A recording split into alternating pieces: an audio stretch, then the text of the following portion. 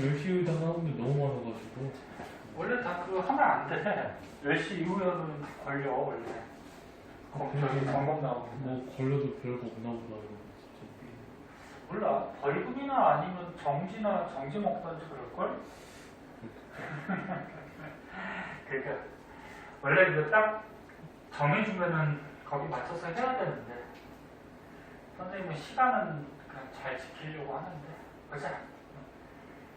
자, 여기 부분은 화학하고 좀 겹쳐요. 그래서 화학에서 시험 봤던 부분이라서 내용이 좀 기억이 날 거야. 그래서 간단하게만 하고 넘어갈게요. 네. 스펙트럼은 뭐야? 스펙트럼은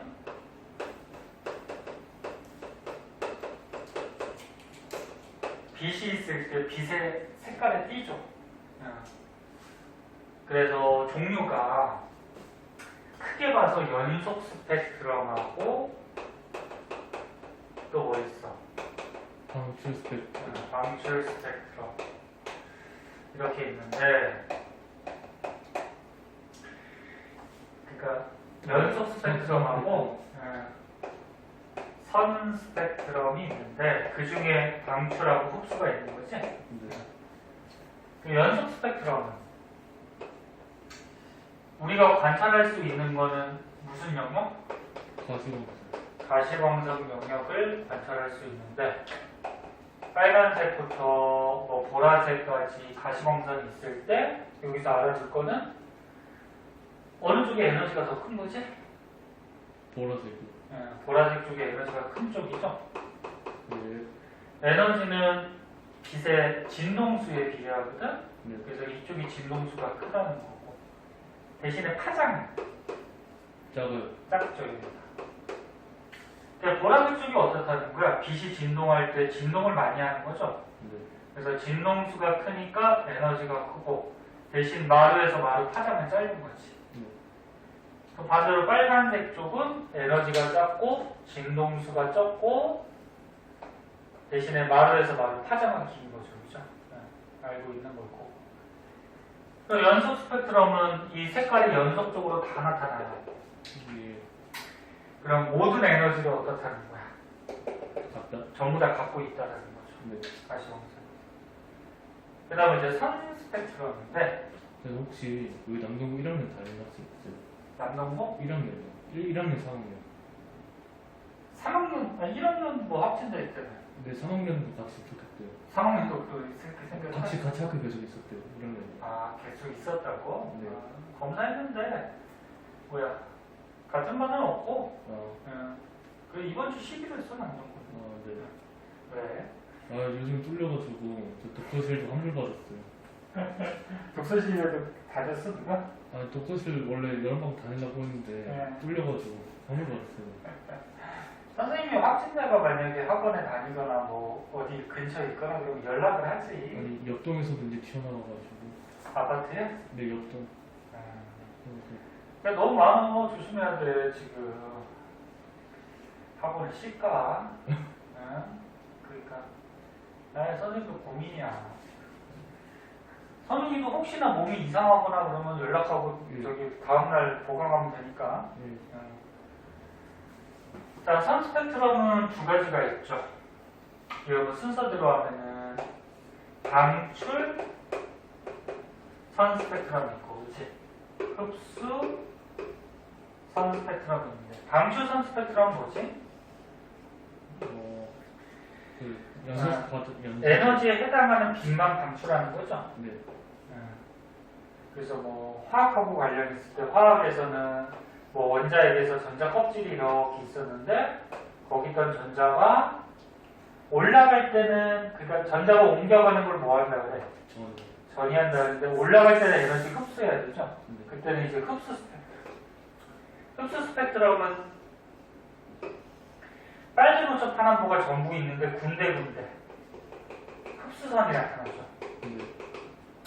이 흡수선은 빛이 안 나왔기 때문에 이제 검은 선으로 나타나는 거지, 그치? 그럼 방출 스펙트럼은 뭐야?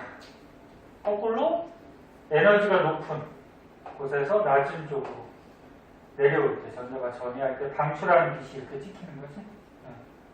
뭐 이런 것도 기억나죠? 그래서 화학하고 겹쳐서 왜 이거를 겹치게 이렇게 했는지는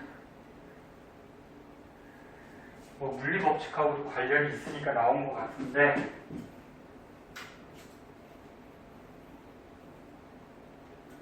그래서 밑에 뭐 탐구자료창 한번 보면은 이런 햇빛이나 대결들 얘네들은 에너지가 연속적이라서 연속 스펙트럼 그치? 그 다음에 우리 원소들 있죠? 네. 원소들은 보통 이렇게 방추 스펙트럼이 나타나지?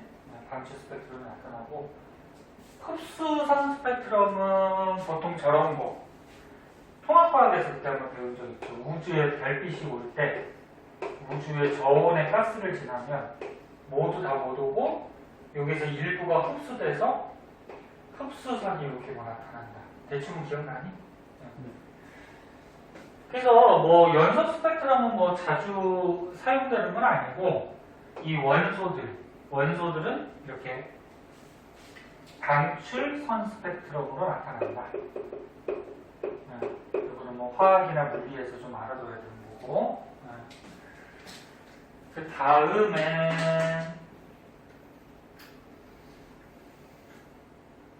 이제 뭐 원자 모형 그래가지고 이것도 화학에서 배우긴 했는데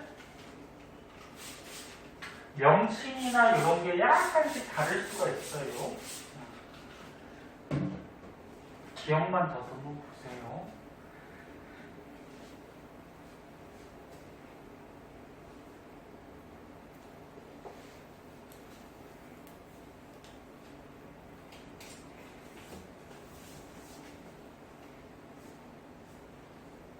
시간 그러면 그 1시간씩 이렇게 땡겨도 안 겹쳐? 아, 네. 과학은 놀러 그래서. 그래? 자, 옛날에 그 너더퍼드라는 과학자가 화학에서 배웠듯이 얘가 뭐였지? 알파 입자 산란 실험 기억나? 네. 알파 입자 산란 실험에서 뭘 발견했어? 원자력이요. 원자핵 발견했죠. 그러면서 얘가 원자핵 발견하고 뭐 주위에 마이너스 전자들이 뭐 이렇게 뭐 돌고 있는 뭐 이런 원자 모형을 제시를 하죠. 그래서 옛날에 너더퍼드라는 과학자는 원자 모형을 제시했는데 원자핵 주위에 전자가 돌고 있다는 알파 입자 산란 실험으로 원자 모형을 이렇게 얘기를 했고요. 그런데 이 너더퍼드라는 과학자는 현재 너네가 알고 있는 요 전자들이 존재하는 에너지 주위, 전자 껍질 있죠. 네. 요거는 밝혀내지 못했어, 그치? 그냥 원자핵 주위에 전자가 이렇게 뭐 돌고 있다 정도, 이 정도만 얘기했지, 에너지 주위, 에너지 껍질은 밝혀내지 못했어요. 그래서 선 스펙트럼이 나오는 거를 얘기할 수가 없죠. 선 스펙트럼이 나오려면 아까 얘기했듯이 전자가 다른 껍질, 다른 에너지 주위로 전이를 해야지 선 스펙트럼이 나오는 거지, 그치? 그 정도만 알아두고. 그 다음에 이제 나중에 과학자 중에 이제 보어라는 과학자. 얘는 뭐 했지? 이건 시험에 나왔어요, 저. 응, 뭐 했네. 아, 물리 시험에 나왔어요. 어? 물리 시험에 나왔어요. 물리시험 범위가 아니었는데 왜? 네, 저 이거 소수령 나왔다 틀렸어요, 이거. 범위가 아닌데 왜 나왔어? 제가 범위 자꾸 불러가요. 그럼 이거 시험 범위였어? 네, 제가 다행히 화학 어느 정도 알고 있어가지고 분명도 많이 가져왔긴 했는데 저 러더퍼드 원자모형 한 개점은 틀렸거든요, 소수령 거. 물리에서 나왔다고? 나왔어요. 그럼 여기까지 시험 범위였네. 근데 스펙트럼은 안 나왔어. 아니랬어요, 쌤이. 잘라버렸어요. 그럼 뭐야? 시험 범위가 뭐 어떻게? 너무 애매해서 쌤이 저도. 얘네가 시험 범위 제대로 알아봐야 돼. 근데 왜 서일이나 지원이나 얘기를 안 해? 응? 그래, 봐봐. 또 2학기 때도 들어갈 수 있으니까. 보라는 과학자는 저거 했잖아. 수소 가지고 네. 선 스펙트럼을 관찰했잖아. 그래갖고 이렇게 에너지 주위, 전자 껍질이 있다는 걸 이제 알아냈죠. 네. 그래서 보라는 과학자는 원자핵을 중심으로 전자가 특정한 궤도, 특정한 궤도 이거를 화학에서 에너지 주위, 뭐 전자 껍질, 그리고 가까운 궤도부터 번호를 매겼다 그랬지. 네. 1번, 2번, 3번. 이거를 화학에서는 주양자수 뭐 이렇게 얘기했는데 물리에서는 그냥 양자수라고도 얘기해요. 그냥. 그래서 첫 번째 껍질 에너지 중위는 양자수 1번. 근데 안쪽 껍질일수록 에너지가 크니 작니? 작지? 네. 그리고 바깥쪽으로 할수록 에너지가 어떻게 돼? 저 커지죠? 그래서 이거를 양자수라고 얘기를 하고, 그리고 에너지의 양자와 이건 뭐냐면은 요 양자수에 해당하는 에너지를 갖고 있더라. 양자수가 적으면 에너지도 적고, 양자수가 커질수록 에너지가 자꾸 어떻게 돼? 커지더라. 그래서 요 전자 껍질에 전자가 있을 때 얘가 에너지를 갖고 있잖아요. 그걸 이제 에너지 준위 뭐 이렇게 얘기하죠. 그래서 전자가 가지는 에너지 값, 에너지 상태. 네? 그냥 뭐 이런 말이 저기 단어들인데 물리에서 이런 단어를 묻지는 않고 이런 단어를 이용해서 이제 뭐 응용하는 문제들이 나오겠죠. 그래서 다 아는 걸 거고요. 그 밑으로 가면은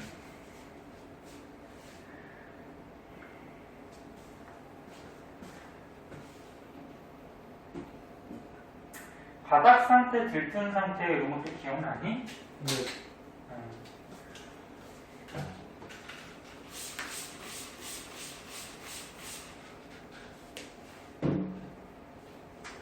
바닥 상태면은 안정한 상태야, 불안정한 상태야? 안정은 안정한 상태죠? 그러니까 안정하다는 거는 에너지가 큰 거야, 작은 거야? 작은 거. 작은 거죠?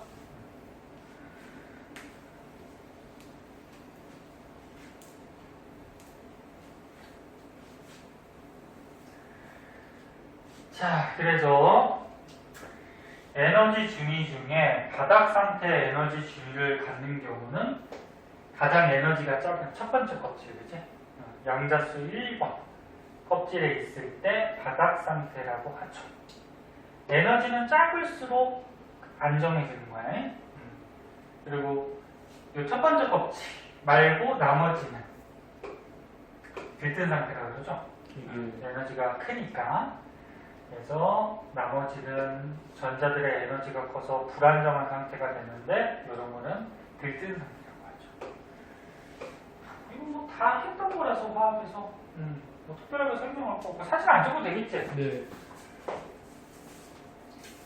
그 다음에 전자전이. 전자전이는 전자가 옮겨가는 건데.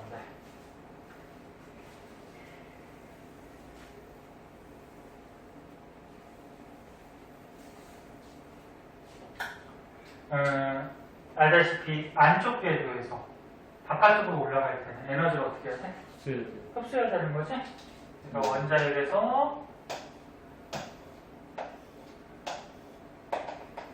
안쪽에 에너지가 작고 바깥쪽에 에너지가 갈수록 커지니까 안쪽에서 바깥쪽으로 전이할 때는 요 차이 나는 만큼의 에너지를 흡수해야 돼. 그때 만약에 빛 에너지를 흡수한다 그러면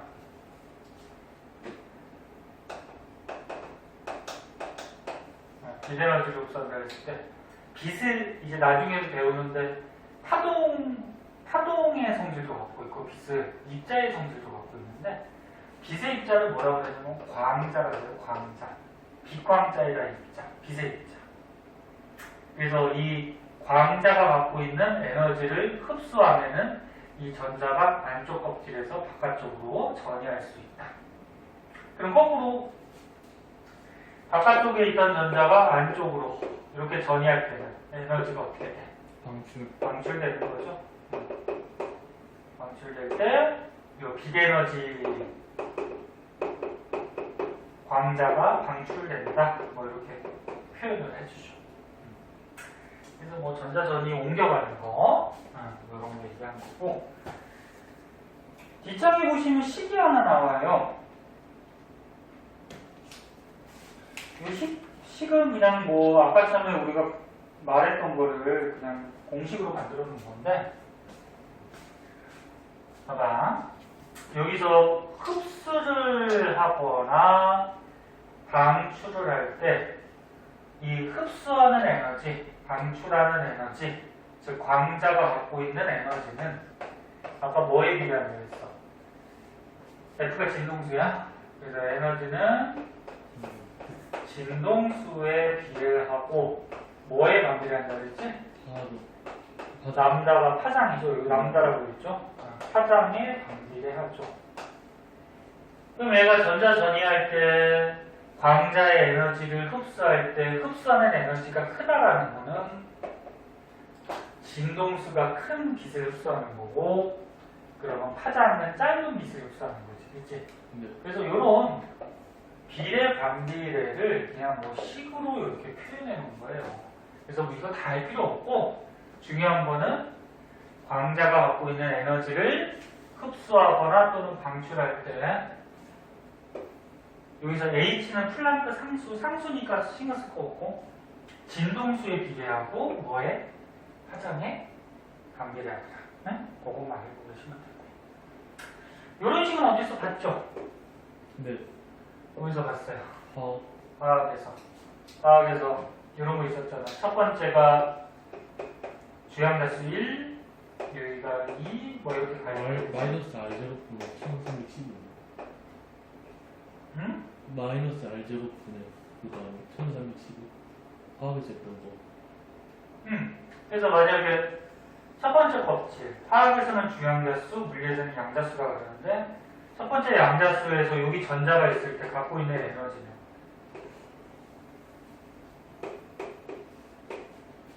마이너스 값을 갖죠? 네. 마이너스는 이제 원자핵하고 전자가 끌어당기는 뭐 인력이라는 의미로 마이너스가 들어가고 n제곱 주양자수 양자수의 제곱분의 화학에서는 뭐 131, 뭐 이렇게 갖고 아무튼 여기 상수지? 그냥 상수니까 뭐 물리에서는 뭐 13.6 나왔는데 이 숫자를 외울 필요는 없고 그냥 분자는 상수다 그 정도만 알아두시면 되고 그 다음에 단위는 물리에서는 2V라고 써있죠? 네. 요거는 2V 이렇게 읽어주면 돼. 2V. 그래서 뭐 얘네들 양자수를 가질 때 얘네들의 에너지 값이 한 요 정도가 되더라. 뭐 그런 얘기고 다음은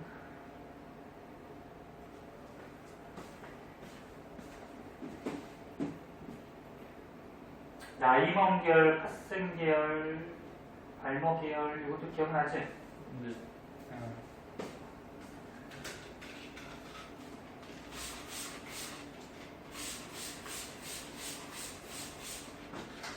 거기가 갈수록 줄어드네. 이러다 없어지겠다. 많이 나왔어요 지금. 많이 나왔어요. 그러니까 거기가 갈수록 줄네. 옛날에 엄청 많지 않았어요. 엄청까지는 아니지만 그래도 교실 좀 빡쳤잖아요. 1학기 때는 많았지. 아니 그러니까 초반에 네. 성적이 안 나와서 그러나 봐. 지네가 안 했고. 네? 지네가 안 했는데. 아니 그뭐 학생들이 안 하는 것도 있지만 뭐 선생님이 잘 못 가르쳐서 그런가 보지 뭐. 아무튼 성적이 안 나오면은 뭐 옮기니까 그 중에 이제 또 잘 나오는 사람도 있고 안 나오는 사람도 있고 그리고 또 코로나 영향도 있고 코로나 때문에 또 남동거제 다 끊었어요? 네? 남동거제 안 다녔나? 걔는 저번에 끝났잖아. 중간고사 끝났고. 아 그래요? 응. 그때부터 안 보이지 않았어? 아 노령거제도 다 끊었나 보네. 응. 아니 노년부 한 명 있어.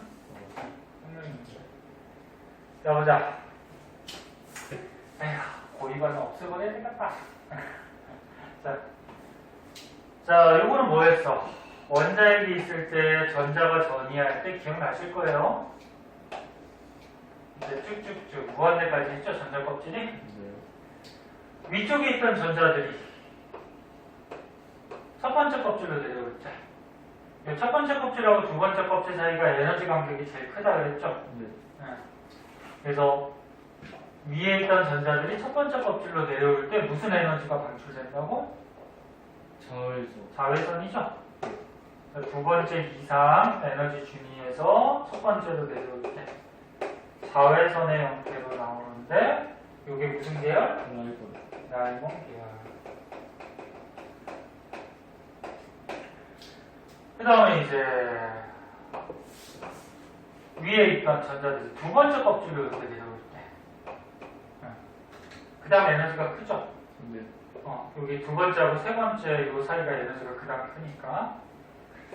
그래서 세 번째 이상에서 두 번째로 전자가 전이할 때 자외선보다 에너지가 좀 작은 가시광선. 이게 무슨 계열? 갈모계열. 갈모 계열.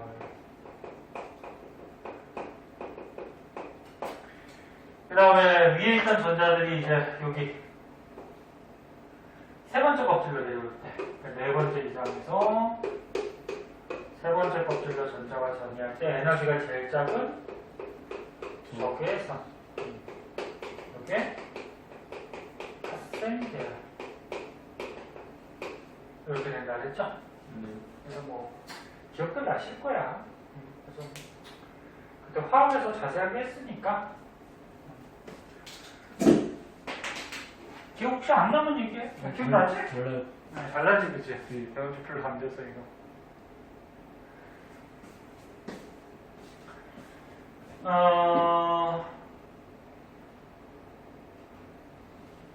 그럼 밑에 그림은? 밑에 그림도 볼 줄 알겠죠? 자, 밑에 그림을 한번 보면은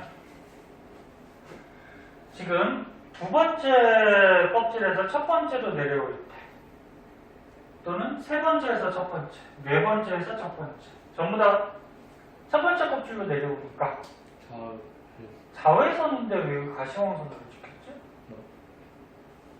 아, 여기가 첫 번째구나. 그치? 아, 네. 이게 원자핵이 아니고 여기 동그라미 있잖아, 그치? 네. 요걸 첫 번째라고 하는 거구나. 여기 두 번째 껍질이야. 네. 두 번째 껍질로 전자들이 전이하는 거니까 전부 다 뭐 가시광선 형태로 방출이 되는 거죠.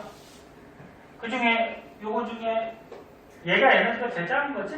네. 그래서 에너지가 작은 쪽이 빨간색 쪽. 에너지가 작은 게 파장은 긴 거, 그치? 그럼 에너지가 가장 큰 거는 이렇게 떨어지는 거. 가장 큰 거는 이제 무한대에서 떨어지는 거죠. 네. 그게 에너지가 가장 큰 보라색 쪽. 에너지가 크면 파장은 짧은 거. 그치? 그런 얘기죠. 자, 그래서 여기는 뭐 너무 쉬운 부분이라서 내용은 이 정도까지 하고, 뒤에 여섯 문제도 기억나는지만 한번 풀어볼래요? 안 풀려져 있죠? 기억나는지만 한번 풀어볼까? 금방 풀 거예요. 단맞추고 넘어가자.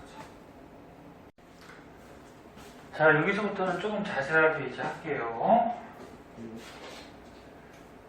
여기 단원에서는 이제 뭐 배우냐면은 반도체하고 반도체를 두 개를 붙인 걸 다이오드라고 하고 세 개 붙인 거를 트랜지스터라고 그러는데 반도체에 대해서 이제 배우게 돼요.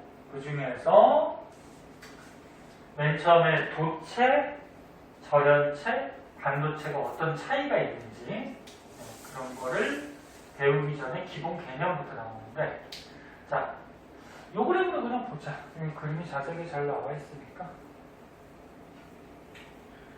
만약에 어떤 물질에 원자가 하나만 있다고 생각해요. 하나만 있으면 원자 핵이 있고 전자들이 돌아다니는 전자 껍질들이 있겠죠. 그럼 전자가 돌아다니는 전자 껍질 에너지 주기가 있겠죠. 그 안쪽 껍질이 에너지 가장 작은 거, 그 다음 껍질, 그 다음 껍질 뭐 이렇게 에너지가 커지겠죠. 그럼 만약에 어떤 물질에 원자가 두 개가 있다고 생각해요. 한 개, 두 개. 그러면 요 원자에 의한 첫 번째 껍질, 두 번째 껍질, 세 번째 껍질의 에너지 주기. 네. 그리고 옆에 있는 얘에 의한 첫 번째, 두 번째, 세 번째 에너지 주기가 표시가 될 텐데, 이 에너지 준이라는 거는 요 안에서 뭐가 돌아다니는 거야? 전자가 돌아다니는 거죠. 그럼 얘에 의한 첫 번째 껍질과 얘에 의한 첫 번째 껍질은 둘 다 전자가 돌아다니는 공간이기 때문에 반발이 생겨요. 그래서 에너지가 큰 차이는 없지만 미세하게 반발 때문에 이런 차이가 생길 수가 있어. 두 개가 있을 때. 응? 그러면 실제로는 물질이 안에 원자가 어때? 굉장히 많지. 네. 칠판도 뭐 조금만 잘라도 이 안에 이 원자가 한 수백억 개가 들었단 말이야. 실제로는 굉장히 많아. 그러면 얘에 의한 첫 번째 껍질, 얘에 의한 첫 번째 껍질, 얘에 의한 첫 번째 껍질, 이 에너지 준위를 다 그리다 보면 다 전부 다 전자가 돌아다니는 공간이지. 그럼 조금씩 반발력이 있단 말이야. 그 미세하게 조금씩 차이가 있어. 그럼 얘네들이 다 그리다 보면 마치 전자들이 돌아다니는 공간이 이런 띠같이 보이게 돼요. 넓은 띠같이. 이거는 이제 두 번째 껍질이죠. 얘에 의한 두 번째 껍질, 얘에 의한 두 번째 껍질, 얘에 의한 두 번째 껍질. 그래서 마치 전자들이 돌아다니는 공간이 이런 띠같이 보이게 돼요. 자, 그래서 이제 정리하면은 실제로 우리 주위에 있는 뭐 물체들은 원자가 굉장히 많아요.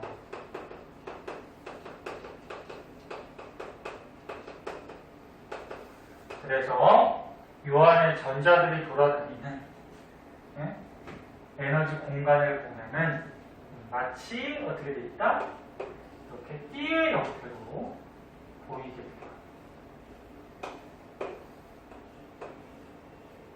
이런 식으로. 그러니까 여기에 이제 원자 핵이 있는 거지. 수업 시간. 지금 뭔 소리인지 알았니? 네. 그러니까 얘에 의한 첫 번째 껍질, 얘에 의한 첫 번째 껍질, 얘.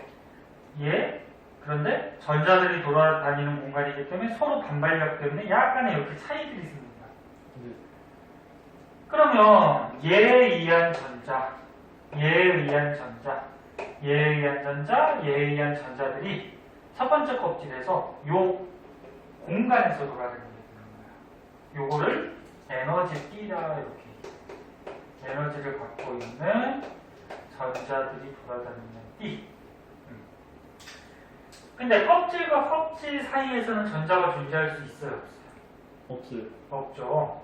그래서 요 에너지 띠와 에너지 띠, 이것도 에너지 띠죠. 에너지 띠들 사이에서는 전자가 존재할 수 없는데 여기를 띠 사이에 틈이다 해서 띠틈 이렇게 얘기해줘. 띠틈. 그리고 이런 원자들마다 원소들마다 원자과 전자가 있잖아요. 원자과 전자 뭔지 알죠? 네. 뭐 리튬이라고 그러면 리튬은 3번이니까 첫 번째 껍질의 전자 몇 개? 두 개죠? 288 들어가니까 그렇지? 그냥 두 번째 껍질의 전자가 하나. 뭐 이렇게 들어가죠. 그러면 그 위에는 전자가 있어 없어? 없어요. 없죠. 뭐 리튬만 예를 들면 그때 요 에너지 뒤에 전자들이 막 돌아다녀. 그 여기에 목택 규칙에 따라서 288 차고 남는 전자 이게 원자과 전자잖아, 그치? 원자과 전자가 있는 띠가 있어요. 이 띠를 원자과 띠라. 원자과 띠. 원자과 전자가 있는 띠. 그리고 원자과 전자가 있는 껍질 위에는 에너지를 공급하기 전에는 올라가지 않죠. 네. 그래서 여기는 전자가 있어? 없어요. 없어요. 전자가 없는 띠는 뭐라 그러냐면 전도띠다.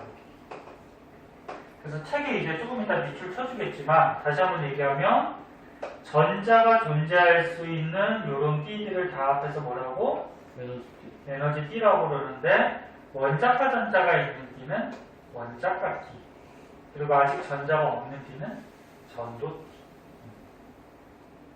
그러면 전자가 에너지를 흡수하게 되면은 요 원자과 띠에 있던 전자가 전도띠로 막 올라갈 수가 있겠죠. 네. 그럼 올라갔던 놈이 또다시 내려올 때는 에너지가 방출하겠죠. 그런 원리들. 자, 그럼 보자. 밑에.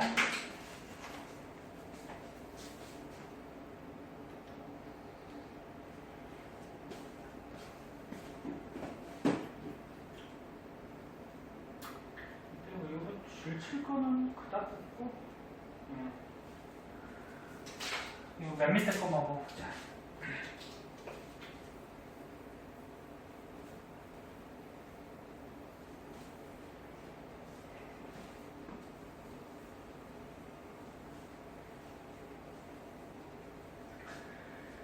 자, 맨 밑에 보면은 에너지 D라는 말을 안 썼네. 허용된 D라는 말을 썼네.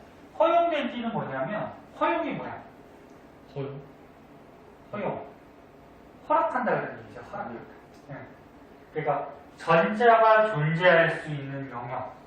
그러니까 전자가 존재할 수 있는 허용된 D라는 거야. 그러면 요런 D, 요런 D, 요런 D 전자가 존재할 수 있죠. 전자가 존재할 수 있는데 현재 없는 거지. 그리고 전자가 존재할 수 있는 허용된 D 중에 원자가 전자가 있는 거. 그래서 요 에너지 D, 다른 말로 이제 전자가 존재하게 허용된 D다. 그래서 허용된 D 뭐 이렇게도 얘기를 하고. 근데 일반적으로는 에너지가 낮은 게 안정하기 때문에 낮은 부분부터 어떻게 돼? 전자들이 채워져 들어가죠. 그렇죠? 그리고 원자가 D 아까 전에 얘기했듯이 원자가 D는 맨 전자가 채워진 맨 위에 D. 그러니까 전자가 채워진 가장 위에 원자가 D. 그리고 전도 D.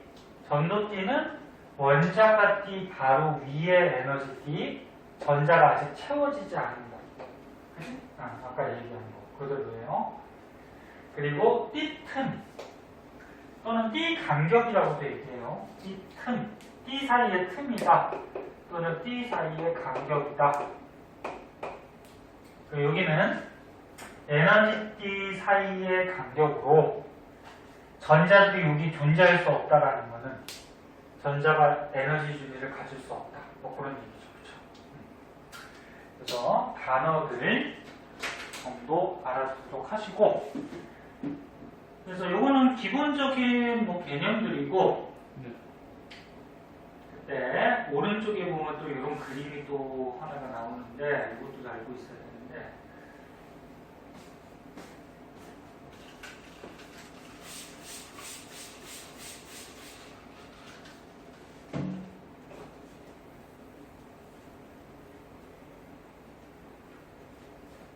지환이는 전에도 과학학원 다녔었니? 걔 아인슈타인이었어요. 아, 아인스? 아세요? 이름만 들어봤어. 거기 한반 인원이 많다고 하지 않았어? 옛날에는 자리가 없어가지고 그냥 바닥에 그냥 엉덩이대가 앉았어요. 책상이 없어가지고 바닥에 엉덩이대가 앉아서. 그래? 그렇게 잘 됐어? 근데 야, 그렇게 선생님이 실력이 좋아? 그나 애들 다 못하던데 근데 걔는. 못하는 애들만 다녔어? 근데 못하는 애들은 아니고 그거. 그럼 한 번에 몇 명 정도야? 가보진 않아서 잘 모르겠는데. 아, 너 가보지가 않았어? 네. 그래요. 잘 되는 데서 하면 되지 뭐. 자, 요 그림을 한번 보세요.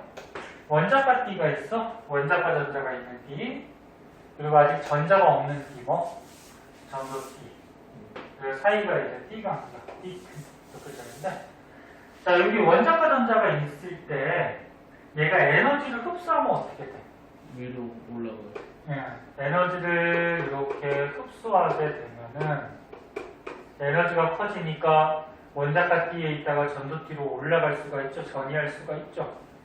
그럼 요걸 어떻게 표현하냐면은 전자가 쏙 올라갔어. 올라가면 원래 전자가 있던 자리가 빈 구멍같이 생긴다 그래서 요거 이름을 양공이라고 해요. 양공. 공자가 구멍 공자야. 실제로 이 전자가 가만히 있지는 않지. 네. 이게 막 불규칙하게 돌아다니는데 표현을 할 때 원래 전자가 있어야 되는 곳에서 올라가 버렸어. 올라가 버리면 마치 빈 구멍같이 전자가 모자르게 된다. 그래서 요거를 양공이라고 해요. 네. 마이너스가 빠져나갔으니까 상대적으로 플러스가 좀 강해진다. 그래서 양자, 플러스 양자를 쓰는 거예요. 양공. 그래서 이렇게 뭐 전자들이 채워지지 않은 곳은 양공이고 요 전자들은 어떻게 된 거다? 전위에서 올라간 거다. 네. 그리고 추가적으로 하나 더 알아둘 거는 원자가 띠에 있을 때는 아직까지 이 원자핵에 원자핵은 많이 있죠? 이 원자핵에 속박이 되어 있는 거기 때문에 얘네들의 전자들의 움직임이 자유롭지 못해요. 근데 이 전자가 전도띠로 올라가게 되면은 이 원자핵을 완전히 벗어나는 건 아니지만 원자핵에서 멀어지죠. 그래서 끌어당기는 인력도 약해지겠지? 전기력도 약해져서 여기 있을 때는 전자가 비교적 자유롭게 움직일 수가 있어요. 그러면 뭐냐면 원자가띠에 있던 전자가 전도띠로 올라가 버리면 자유롭게 움직인다는 거는 흘러다닐 수 있다는 거야. 그럼 이 물질에다가 마이너스 플러스 전기를 꽂아버리면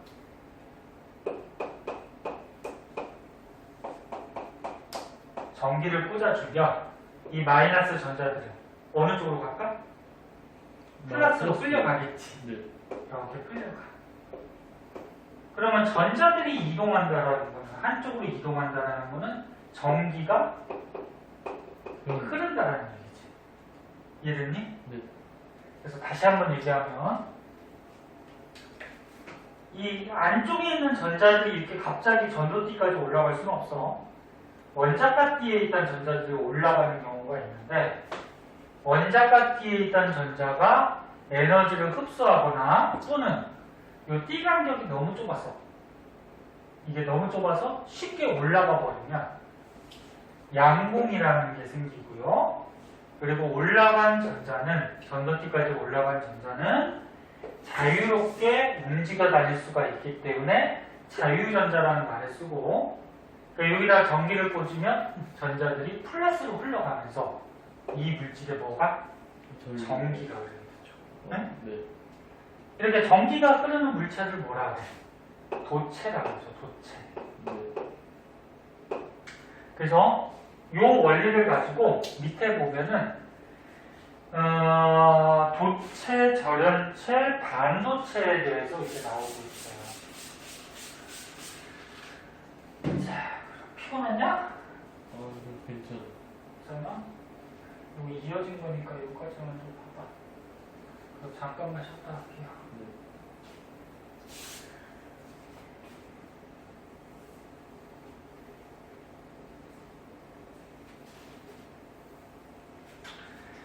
자, 도체는 알다시피 전기 통하는 거야, 안 통하는 거야? 잘 통해. 잘 통하는 거지? 네. 절연체는 안 통해요. 안 통하는 거고. 그럼 반도체는 뭘까? 그럼 중간? 중간이라는 얘기는 뭐야? 통할 수도 있고 안 통할 수도 있고. 안 통할 수도 있고. 그럼 책 순서대로 한번 보면은 자, 도체라는 물질은 전기가 통하는 성질을 전기 전도성이라고 그러죠? 네. 전기 전도성이 큰 그런 물체를 얘기하고 절연체는 다른 말로 부도체라고도 얘기해요. 도체가 아니다. 네. 얘는 전기가 다음. 전기 전도성이 거의 없고 거의 안 통하는 거지, 그치? 네. 굉장히 작은 거. 그럼 반도체는 뭐 중간이라는 얘기죠? 그럼 전기 전도성이 중간. 중간. 통하게 할 수도 있고 안 통하게도 할 수도 있고. 중간? 중간이라고 조절할 수 있는 거야. 그래서 요 단원에서는 얘에 대해서 자세히 배우는 거거든. 네. 그래서 우리나라가 뭐 반도체 기술이 굉장히 좋잖아요. 그럼 얘네들 원리를 보면은 도체는요, 여기 원자가 띠가 있어. 그럼 그 아래에는 또 에너지 띠들이 또 있었겠지? 원자가 전자가 있는 띠. 원자가 띠가 있는데, 아직 전자가 없는 띠를 뭐라 그래? 아직 전자가 없는 띠? 전도띠라 그러죠? 근데 이 원자가 띠하고 전도띠가 거의 붙어 있어요, 얘가. 네. 그럼 거의 붙어 있다라는 거는 요 사이에 띠틈, 띠 간격이 어떻다는 거야? 거의 없죠. 그렇지. 이게 거의 없다라는 거예요. 거의 없으니까 어떻게 돼? 잘 이루네. 원자가띠에 있던 전자가 쉽게 올라가겠지. 네. 그럼 쉽게 올라가면, 여기로 올라가면 자유롭다 그랬지? 네. 그럼 쉽게 올라갈 수가 있으니까 자유전자들이 많아서 전기 꽂아주면 어떻게 돼? 잘 흐르겠죠. 네. 원자가띠에 있던 전자는 전기를 따라서 흐르는 건 아니? 전도띠로 올라가야지. 그럼 뭐 원리 알겠죠. 그럼 절연체 구도체는 뭐야? 이게 많이 원자가 그치. 띠에 전자들이 이렇게 있는데 아직 전자가 없는 전도띠가 에너지가 너무 크다는 거지.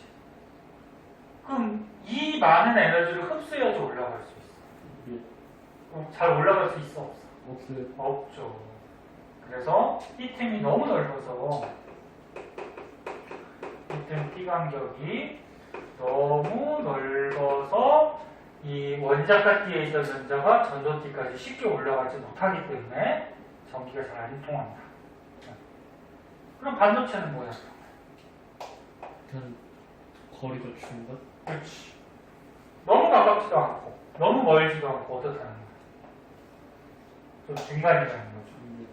그럼 여기 원자가띠에 있던 전자가 조금만 에너지를 흡수하면 어떻게 될 수 있어? 올라갈 수가 있죠. 그럼 전기가 통할 수 있죠. 그러니까 이거 에너지를 조금만 줘서 올라가게 해서 전기 흐르게 이렇게 조절할 수 있는 거야. 그게 반도체가 되겠죠. 원래 알겠니? 그래서 밑에 보면은 여기서 추가적으로 조금 더 알아둘 거는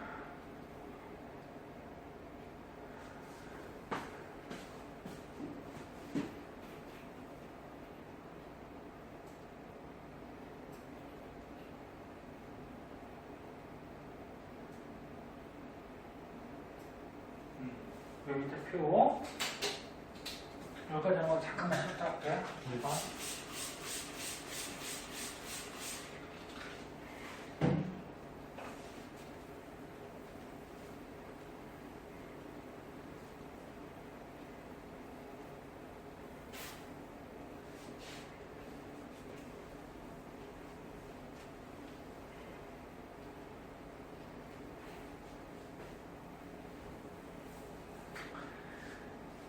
자, 표에 보니까 여기 봐봐. 원자가띠와 전도띠가 서로 겹쳐져 있다. 그래서 띠 간격이 거의 없다. 그럼 이건 무슨 물체? 도체. 도체가 되겠죠. 그럼 도체 나머지 특징점도 한번 보자. 도체들은 뭐 이건 뭐 당연한 얘기고 전기 전도성이 어때? 거의. 크죠. 그럼 전기가 잘 통한다는 얘기는 다른 말로 하면은 도체 물질은 저항이 작다라는 거야. 저항이 뭐지? 전류 흐름을 방해하는. 그렇지. 전류 흐름을 방해하는 거지. 그럼 전류가 전기가 잘 통한다는 거는 저항이 작다. 그래서 대부분의 금속들이 이런 도체 물질이죠. 그럼 원자가띠가 완전히 채워져 있으면 띠 간격이 넓다. 띠 간격이 원체 넓다. 그럼 원자가 전자띠가 가득 채워져 있다는 건 뭐냐면은 올라갈 수 있어 없어? 없어요. 있는데. 있긴 있는데 이거 올리려면 굉장히 에너지가 많이 필요하지. 네. 그래서 거의 올라가지 못하지. 네. 그러면 거의 올라가지 못한다는 거는 여기에 전자들이 가득 차 있겠죠. 많이 있겠지. 얘보다. 얘는 쉽게 올라가니까. 좀 비어 있어서 뭐가 생길 수 있어? 양봉이 생길 수 있죠. 네? 근데 얘는 거의 가득 채워져 있어서 띠 간격이 넓고, 그러면 넓기 때문에 올라가지 못하니까 전류가 거의 흐르지 않는 거지. 이거는 아까 자르는 거고 거의 이렇지 않는다. 매우 작다. 그러면 전기가 잘 안 흐른다는 얘기는 다른 말로 하면 저항이 어떻다? 크죠. 굉장히 크다. 이런 비금속들. 그럼 반도체는? 자, 반도체는 원자과 띠가 채워져 있고 띠 간격이 좁다. 이 원자과 띠에 있던 전자가 에너지를 조금이라도 받아야지 올라가지. 근데 아직까지는 채워져 있는 거야. 자, 얘는 까르친 건 아니야. 왜? 그냥 지가 올라가려면 올라갈 수 있으니까, 그치? 근데 얘는 거의 올라가지 못하고 얘는 에너지를 조금 줘야지 올라가죠. 그래서 가득 차 있다. 근데 띠 간격이 어떻다?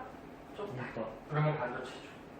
그래서 만약에 어느 정도의 에너지를 흡수를 하면 전도띠로 올라갈 수가 있죠. 그럼 자유전자가 돼서 전류가 흘러요. 그래서 전기전도성은 도체보다는 어때? 작고 절연체보다는 어때? 크고 중간적. 이 원소들 뒤에서 이제 반도체 배울 때 나올 텐데 규소나 정한용 가지고 반도체 만들거든. 이게 원소 중에 준금속 원소죠. 원소 중에 금속도 있고 비금속도 있고 중금속이라고 있었잖아. 조금. 그래서 이런 걸로 반도체를 만들죠. 5분만 쉬었다가 뒤에 거 좀 더 하자.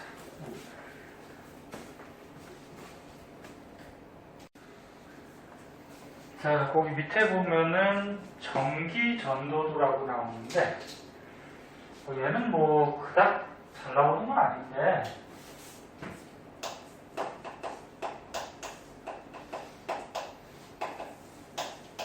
전기전도도는 말 그대로 뭐야?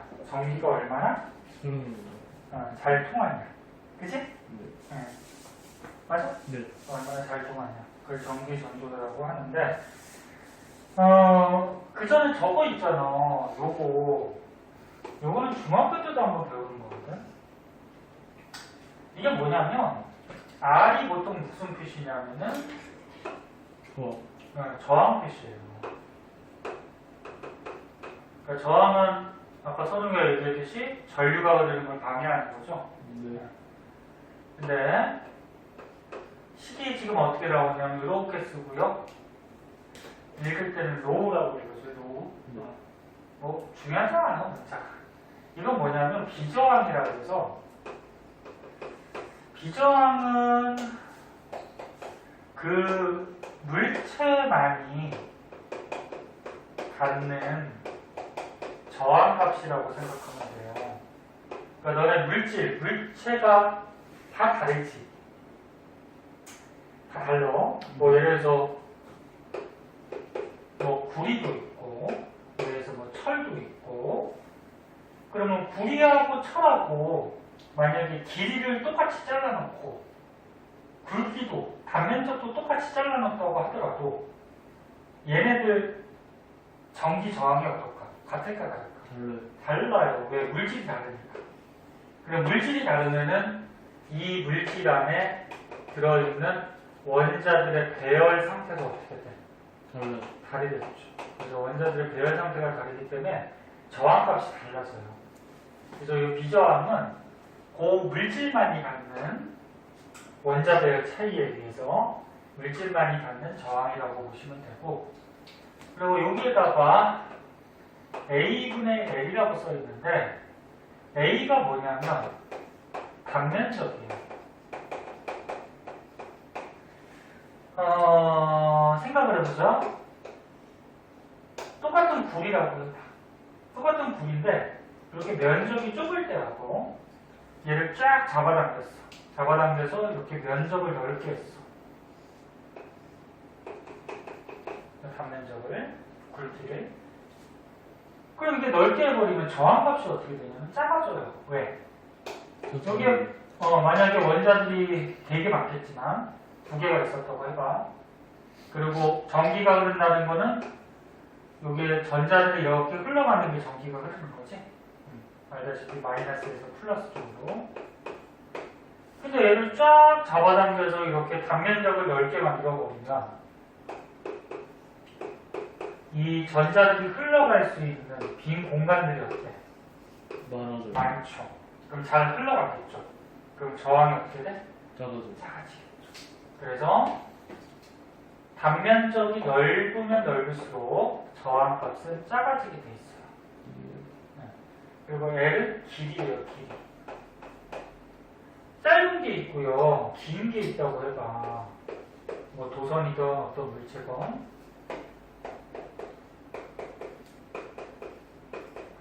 그 여기에 이제 전자들이 흘러가, 전기가 흘러.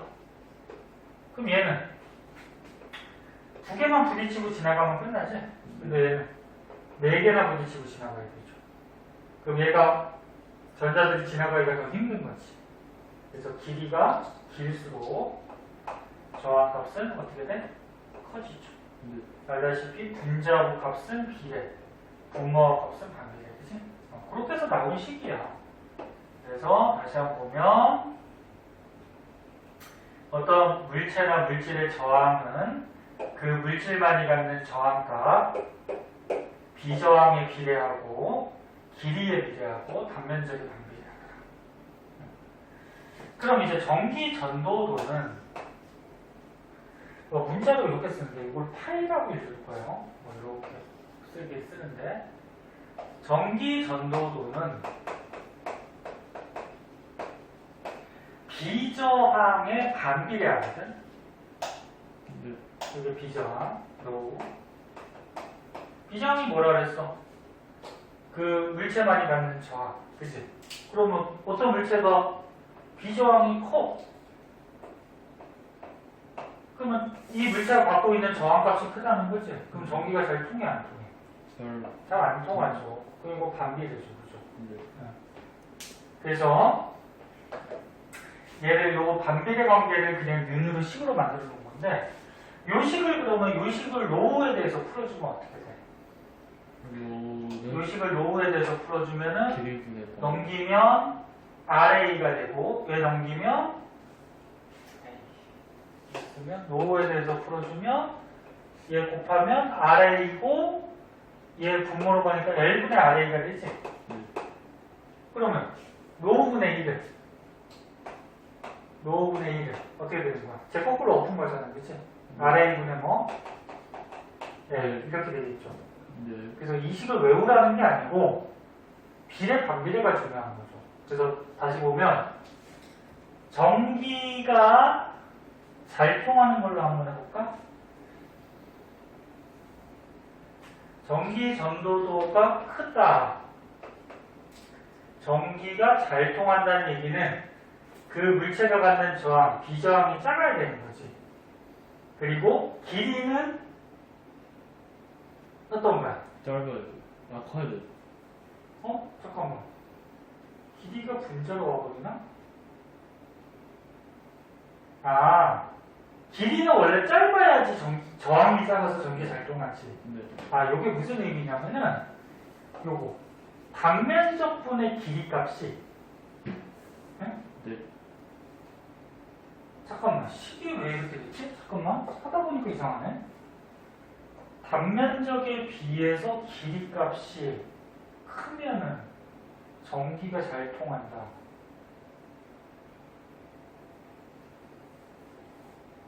R은 저항값이죠. 그럼 저항은 작아야지 전기가 잘 통하지, 그지? 얘는 맞는데 단면적 분의 길이값이 커야지 잘 통한다.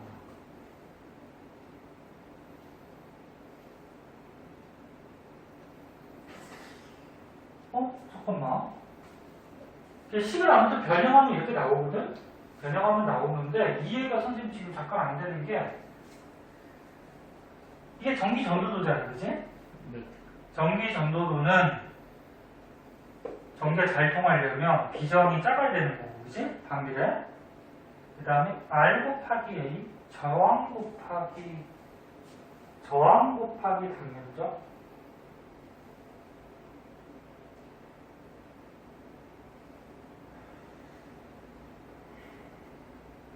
요거는 선생님 잠깐 한번 생각해 볼게.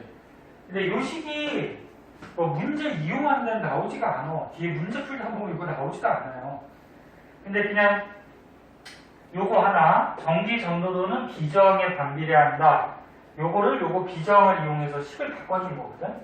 그래서 요 식은 일단 중요하지 않는 식이기 때문에 알 필요는 없는데 지금 의미가 좀 이래. 길이가 짧아야지 전기가 잘 통하잖아. 그치? 네. 그게 단면적으로 넓어야 되고, 그치? 근데 식이 이렇게 나왔으면은 이걸 어떻게 설명할 방법이 없네? 저건 선생님 한번 생각해 볼게요. 그래서 이 관계만 좀 아시고 뒷장에 보시면은 뒷장은 그냥 상식적인 얘기야. 여러 가지 물체들이 있어요. 얘네들 뭐 전기 전도도인데 뭐 이거를 외우는 건 아니고 그래서 물체들마다 전기 전도도가 큰 것도 있고 뭐 작은 것도 있다. 뭐 그거를 그냥 표현하는 거고요. 이제 실험은 뭐 간단한 거고. 그래서 뒤에 문제들이 있죠. 네. 뒤에 문제 159쪽. 이 뒤에 반전체를 배워야지 이 문제가 나오는구나. 일단 159쪽까지 좀 한번 해놔. 네. 일주일이니까 할 수 있죠. 네. 그럼 150 갈걸? 네. 시간 남았잖아. 그러네. 159쪽은 풀고 하고 싶지 않아? 기억나? 네.